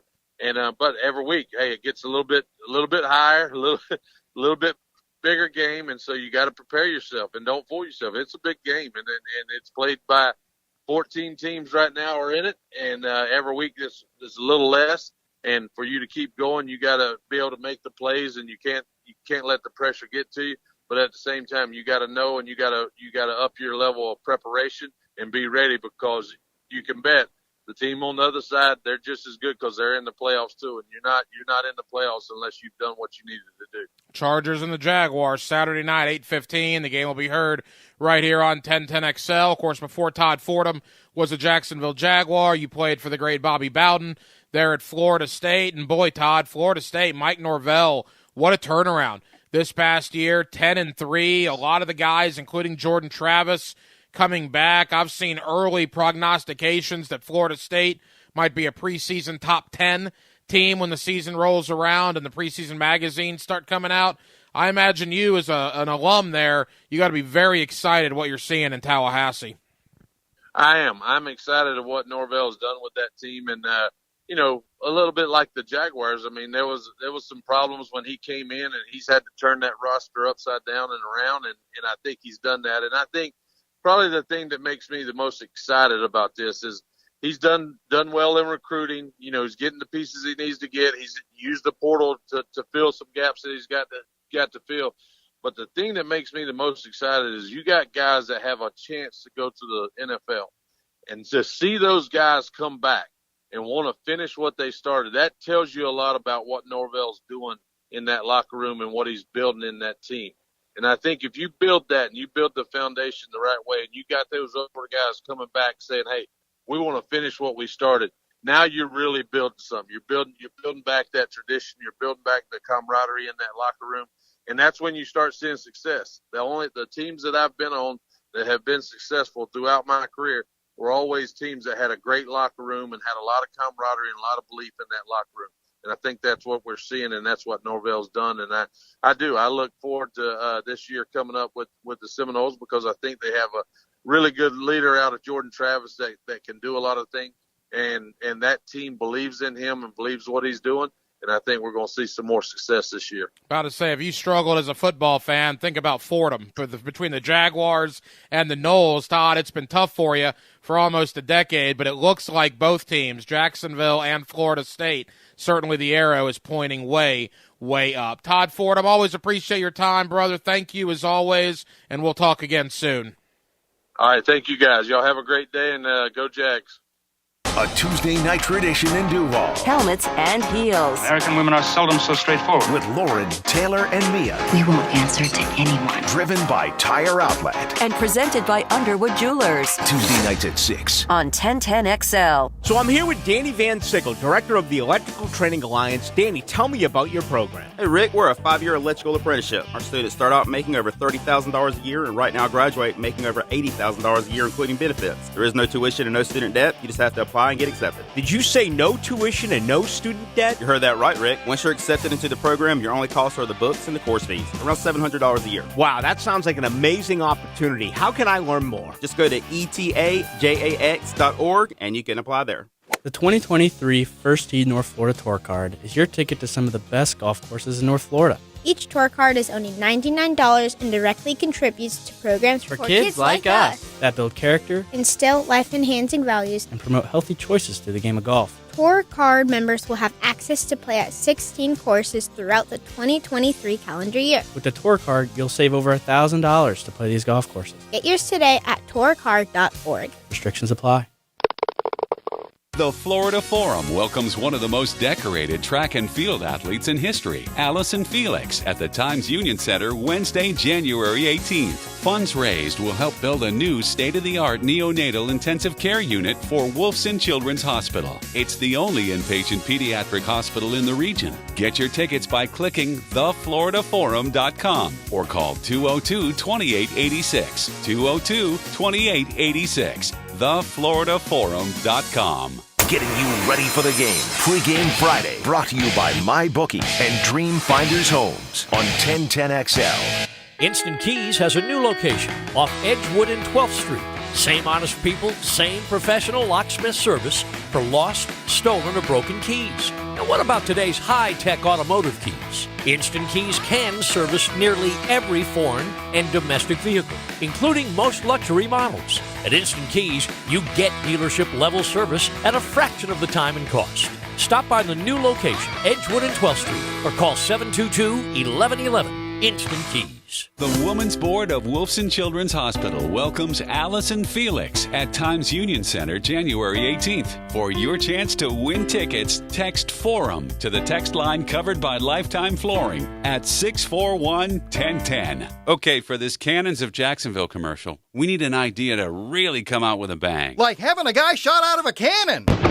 Nah, too messy. In fact, Cannons is known for all your towing needs. So like my car won't start. No. Towing products. Cannons does custom welding fabrication and installation of trailer hitches, goosenecks, tow bars, truck racks. So you might say Cannons is my best shot at finding that inventory in stock? Boom. You said it. Visit cannonsofjax.com.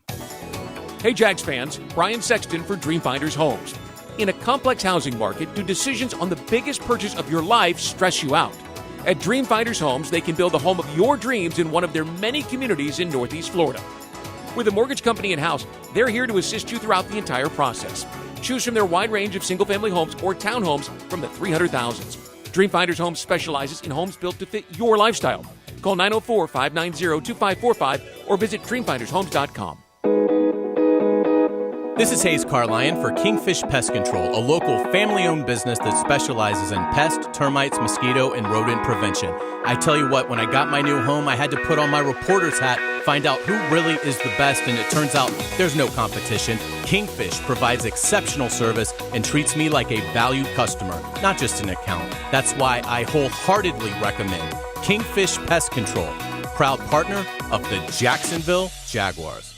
People who suffer from arthritis are getting real pain relief with exciting biologic therapies at QC Kinetics. The success rate is there, and there's no better way to treat yourself when it comes to dealing with pain. Meet Tyler Vale, co-founder of QC Kinetics, who says they can't cure arthritis, but they can treat the pain. If you think of the tide coming in and out on the beach and what it does, it erodes the sand, right? Can't stop the tide, but eventually when the sand or the beach gets bad enough, we backfill that beach with sand so that we get generations of enjoyment with that beach again. And the same thing happens with your knee or your shoulder or your hip or your back. We want to backfill the problems that have happened to this point. I'm not stopping the tide, so I'm not stopping the arthritis, but I want to get generations of enjoyment out of those joints again. Call QC Kinetics now for your free consultation. Learn more about how restorative biologic therapies can get you real and lasting joint pain relief. Call QC Kinetics, 904-274-5522. That's 904-274-5522. 904-274-5522.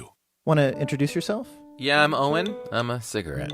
Do you like being a cigarette? No, I don't. Not really into killing thousands of people. Sorry, no filter. Right. What's your sign? Pisces? I'm a Cancer. Cigarette joke. But seriously, I do cause cancer. And heart disease. And strokes. I could go on forever. Unlike the people who smoke me. The average smoker lives 10 years less than non-smokers. Quit today. Find out how at tobaccofreeflorida.com. This 1010XL 92.5 FM hour is powered by Anajar and Levine Accident Attorneys. Call 1-800-747-FREE. That's 1-800-747-3733. Now, hello. Another great guest on the Farah and Farah phone line. Brought to you by the Accident Attorneys at Farah and Farah. Back here on 1010XL and 92.5 FM in the city of Jacksonville. We are glad you are with us. The Jaguars and the Chargers Saturday night. 8:15. Of course, you'll hear the game right here on 1010XL. As you guys know, I love to crunch the numbers here on 1010XL, and I love Pro Football Focus. With that, let me go to my man Ben Lindsay of PFF, who's always kind enough to join us here on 1010XL in Jacksonville. Ben, how we doing, man? Doing well. How are you? Ben, we're good. I don't know if the Jaguars could be doing much better here locally. From 3-7, Ben, to 9-8. An AFC South championship and hosting the first primetime game in Jacksonville, postseason game in franchise history. Ben, let me ask you, man, from your vantage point, how did the Jaguars do this? Yeah, first off, I'm glad it's Jacksonville with the way that Tennessee sort of closed out the season. It would have been rough seeing them in a postseason game. I do think the Jaguars give you a more competitive sort of playoff team, and it's really because of what Lawrence has done over the back half of the year. And I think for sort of from midway through the season on, he's been one of our higher graded quarterbacks. And you're really seeing him sort of trust the offense and get the ball out in rhythm in Doug Peterson's offense.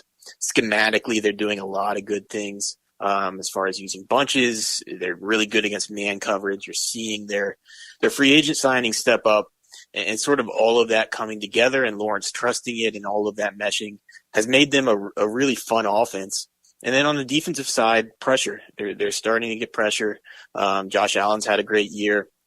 Their pressure rate has gone up pretty steadily the last couple years. They're top 5 in the NFL right now for the 2022 season. So I think sort of those two things are the big reason they've been able to make that second half push. Ben, when you talk about Trevor Lawrence, I mean, look, we see progression from quarterbacks from one year to the next, and that's usual. That's what we expect to see. Lawrence was a different quarterback in September and October than he has been the last 2 months. And I think it was the London game in Denver where he was bad, and he'll even admit as much. He was bad. From you guys at the PFF and the numbers that you guys look at, how has Lawrence improved from where he was first part of the year to where he is now? I think he's not forcing as much. It's sort of going back to what I was talking about with how they've made this push. He's getting the ball out more in rhythm, and I think the issues you saw in his rookie season and the early this year, when he got into trouble, it was generally when he held onto the ball, when there was pressure, and he does a good job of not taking sacks. Even when he's not had his best games, he still doesn't take a ton of sacks, but he was kind of doing that at the expense of taking some chances that he shouldn't, throwing the ball into tight windows, sort of forcing some passes that were a little bit inaccurate. And he's cleaned that up. I think that's probably the biggest area that he's improved down the stretch here. Ben Lindsay, ProFootballFocus.com. Ben, you can't underestimate Doug Peterson here either. I mean, I don't think he'll win Coach of the Year because Brian Daboll's in the New York market, and there's certainly some other very good candidates. And maybe I'm biased here, Ben, I don't think a guy has done a better coaching job than Doug Peterson from what he inherited with the nonsense of Urban Meyer last year to starting 3-7 and getting this team to the playoffs and winning just their 4th division title in franchise history. My gracious, what a job Doug Peterson has done. Yeah, I agree. And you honestly couldn't ask for much more in this first year with Peterson there.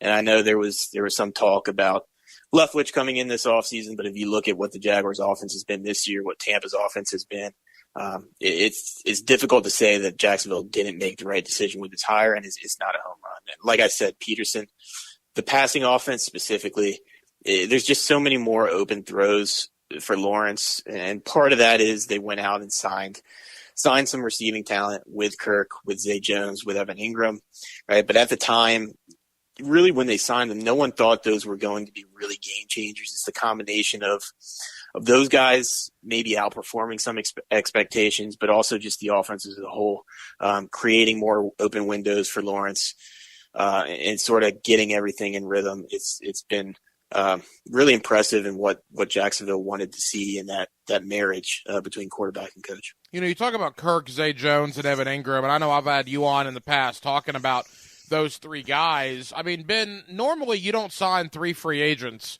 that come in and catch 230 passes for 2,700 yards, but that's what the Jaguars did.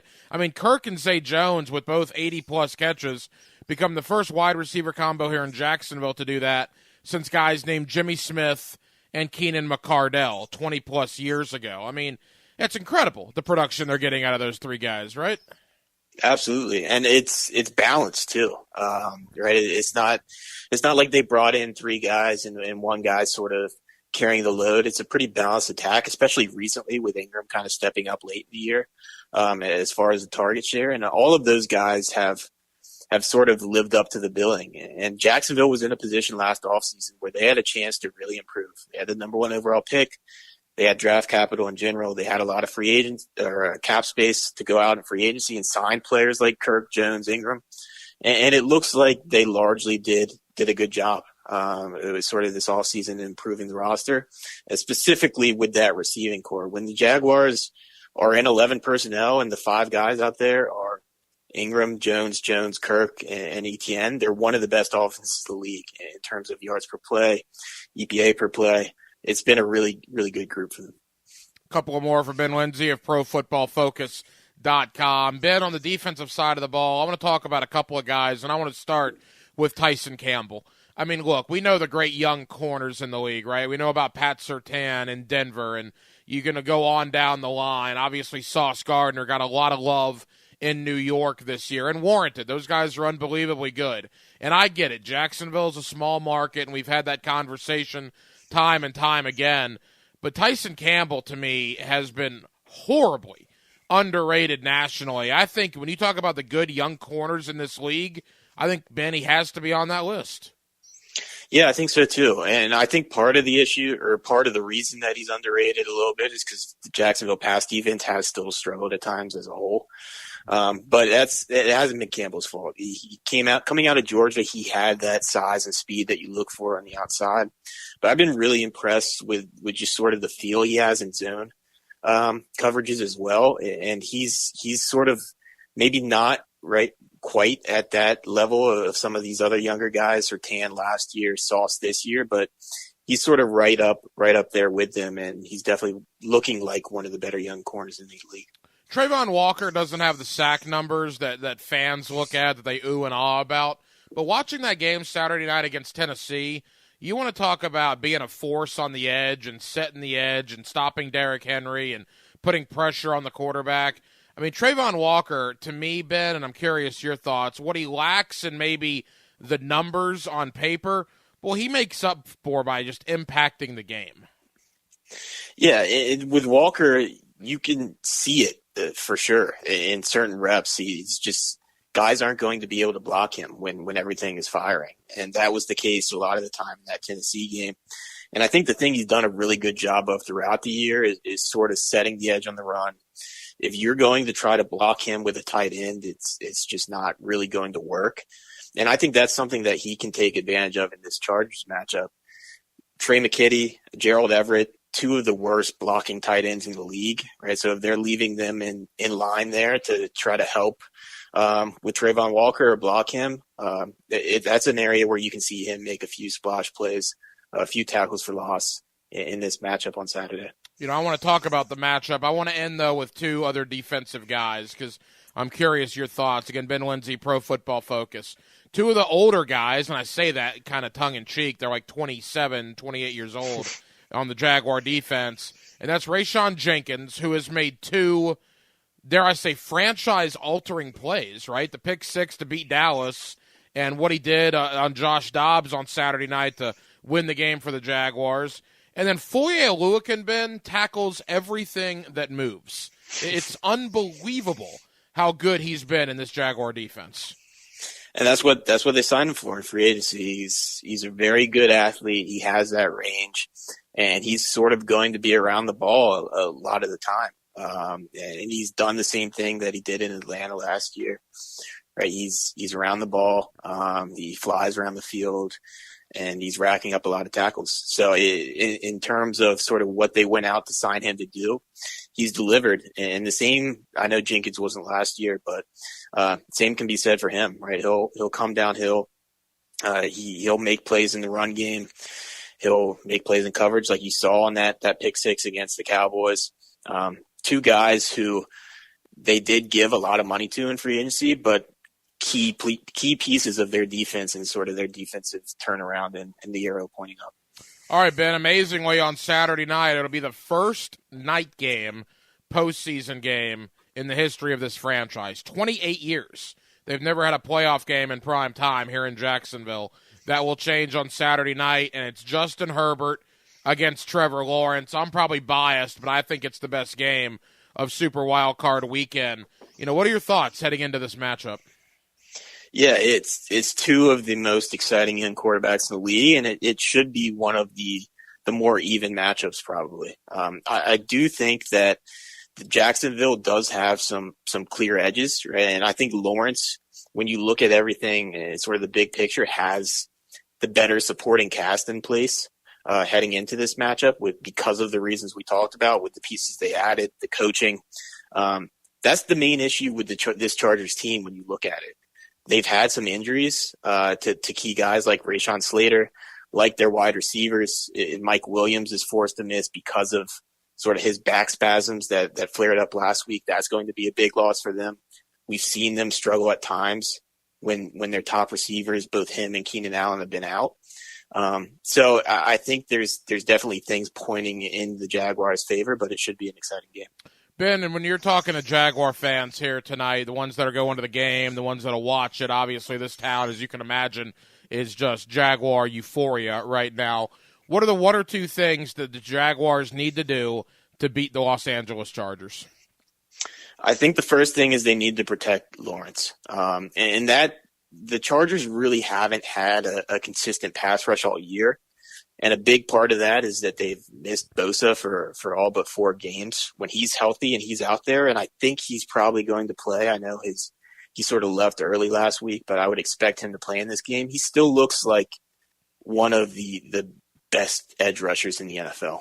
And Jawan Taylor has played well in pass protection. Walker Little has shown promise, but those guys are going to have to hold up because the one area that Lawrence some of his numbers do dip a bit is when pressure gets home. So I think holding up against Bosa is a big thing. And then just making sure they come up and tackle on defense, right? Not giving the Chargers free yards because a lot of the Chargers passing offense is quick game.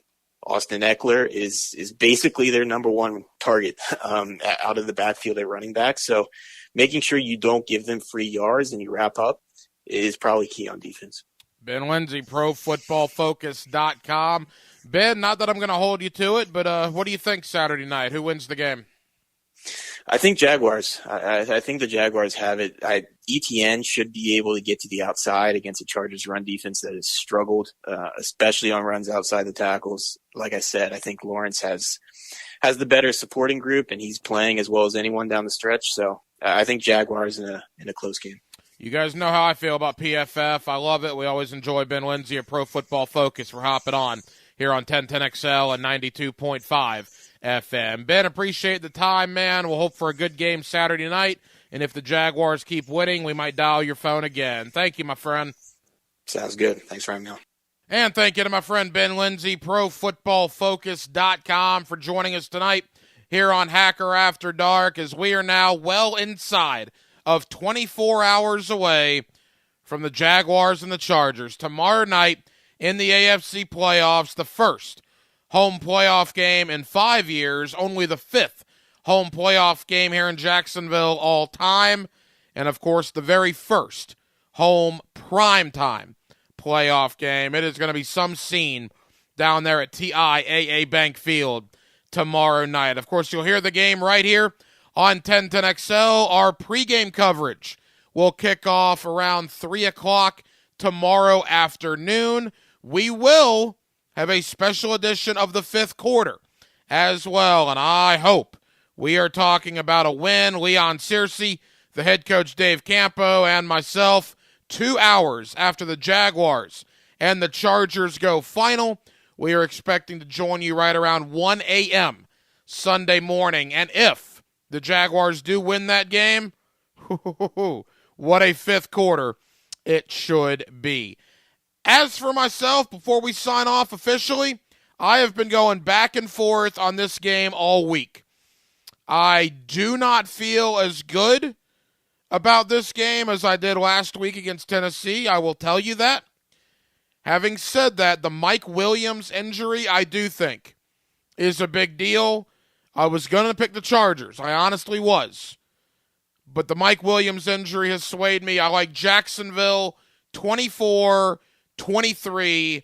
How about a game-winning Riley Patterson field goal? I think the Jaguars, without Mike Williams, with the Chargers, I think the Jaguars find a way to get it done and advance to the divisional round of the AFC playoffs. That'll just about do it for what has been a very busy night and an unbelievably busy but fun week here on Hacker After Dark. Again, thank you to Ben Lindsay, ProFootballFocus.com. Thank you to former Jaguar Todd Fordham for joining us tonight. Always enjoy the conversation with Todd, of course, the former Jaguar and the former Florida State Seminole. Nick Cothrell, ChargerReport.com, part of Sports Illustrated. Enjoyed Nick's perspective. Thank you to him on short notice for coming on to give us the insight on the Mike Williams injury. And, of course, my man Leon Searcy, you heard back in hour number 1. Always enjoy talking ball and previewing playoff matchups with my man, Big Leon Searcy. Jacksonville have an absolutely terrific weekend. We've enjoyed it all week here on Hacker After Dark. Dylan Denmark was your producer tonight. Dylan, great job as always. I'm the Hacker Ryan Green in Jacksonville. Thank you for spending part of your Friday evening with us right here on Hacker After Dark on 1010XL and 92.5 FM. So for all of us here on HAD, have an absolutely terrific remainder of your Friday. Have a great Saturday, and we will talk to you on 1010XL with pregame coverage beginning tomorrow afternoon, finishing up with what I hope is a victorious fifth quarter program early Sunday morning. Until then, good night, Jacksonville. Hayes Carline's reconnaissance mission brings you everything you need to know about the next opponent. I'm prepared to make available to you the microfilm. Go behind enemy lines. Brought to you by Pella Windows and Doors. 5 hours before kickoff on 1010XL. The holidays are behind us, and that means nothing but open road ahead. So make every mile this new year the best it can be in a new Toyota from Arlington Toyota. Camry, Corolla, RAV4, Tundra, Tacoma, Arlington Toyota's got 400 new Toyotas available and ready for wherever you want to go in 2023. Plus, every new car purchase from Arlington comes with a lifetime warranty and Arlington's 30-day exchange program. Where will your new Toyota take you?